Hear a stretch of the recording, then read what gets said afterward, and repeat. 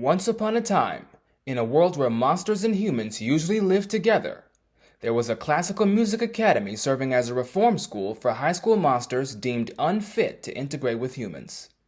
The school was erected as an alternative to monster prison and sought to produce civilized beasts able to contribute to the integrated world. The school was run by adult monsters who were supposed to be able to discipline the kids. But every day, teachers were the butts of violent pranks, leading many to quit. The principal begged them to stay to protect the school's reputation and funding, but most teachers were too afraid of the merciless youths. Who was the worst of the students?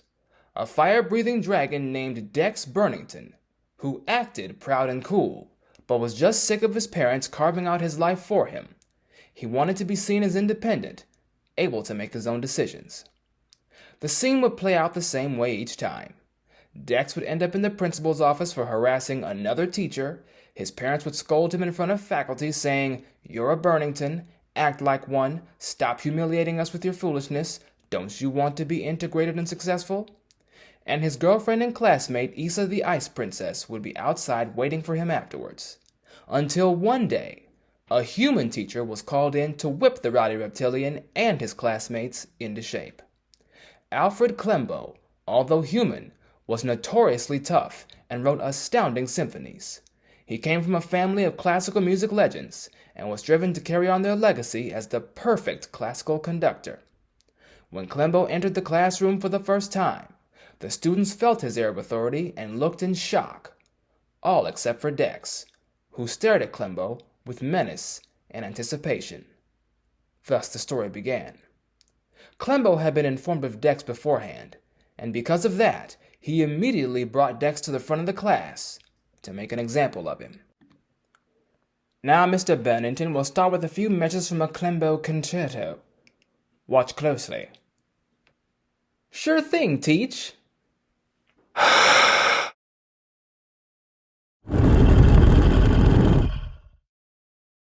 "Oops, sorry."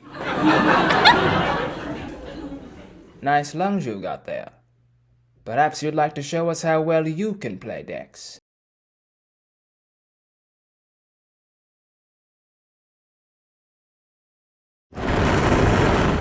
"How's that, Teach? Hope you like your music well done."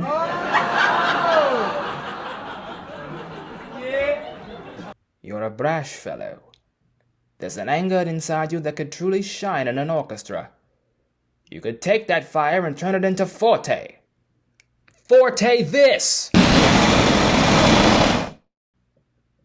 "You guys see that? I know you saw it, Issa." "Yeah."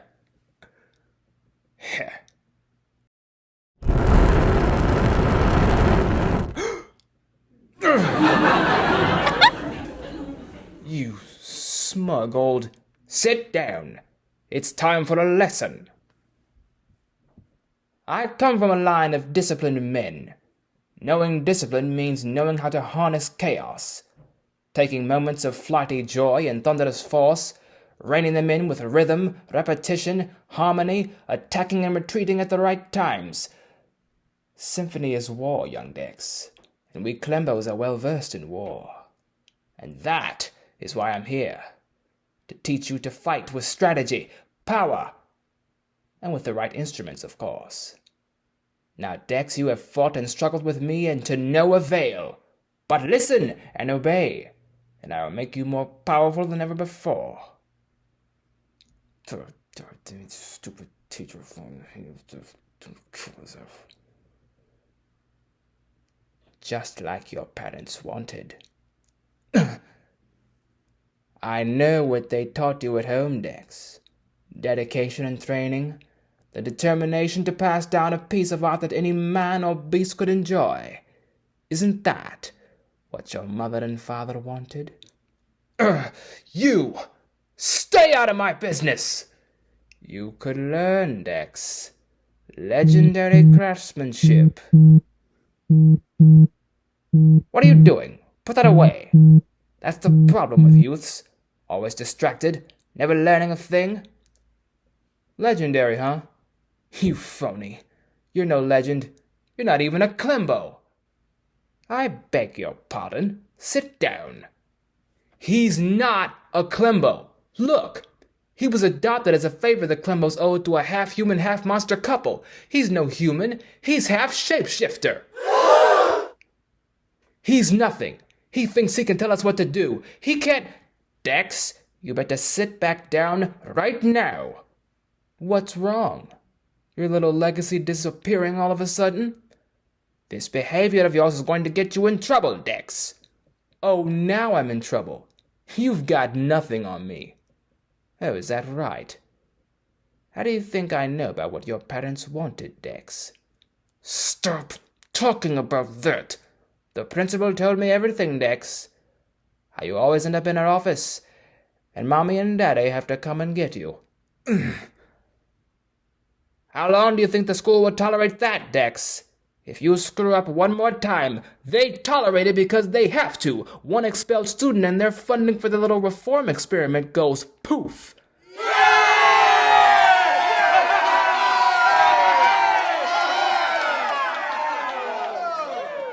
Great Scott, you're a foolish... Can it, Dumbo? Now I'm going to have you running home like all the others!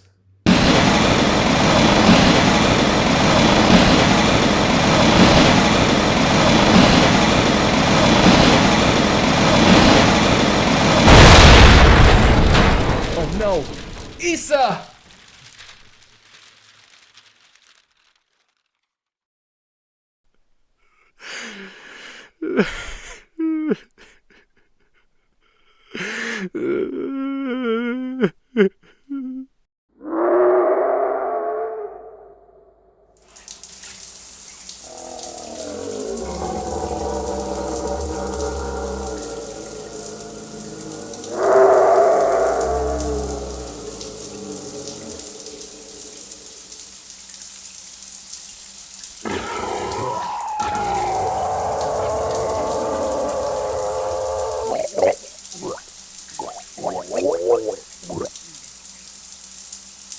What on earth? Oh no. Foolish boy. Can't believe he's making me do this. Shape. Shift. Now! That day, Dex Burnington, a proud dragon, fell. But thanks to his teacher, it wasn't the end. Issa's father, the Ice King, was one of the government officials who okayed the musical reform school project. When he heard what happened to his daughter, he threatened to shut down the school. Once again, the principal was left begging and pleading. As luck would have it, Clembo was a former colleague of the Ice King from many years ago, which is how Issa thought to look up Clembo's legacy in the first place. Clembo and the Ice King reached a compromise. The school would stay open, but Dex would serve 1 year in monster prison for nearly melting Issa.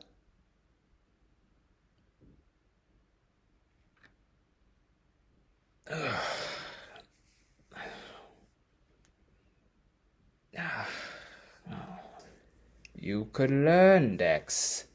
Legendary craftsmanship.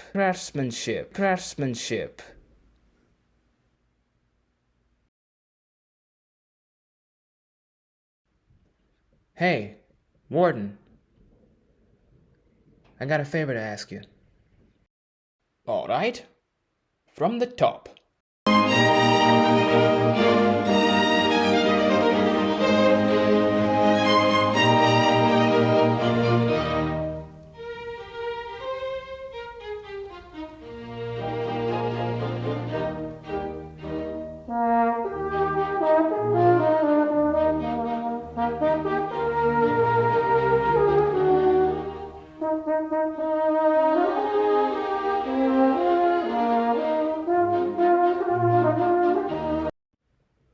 Well, that wasn't quite on tempo, but it was a good start. It was definitely a good start.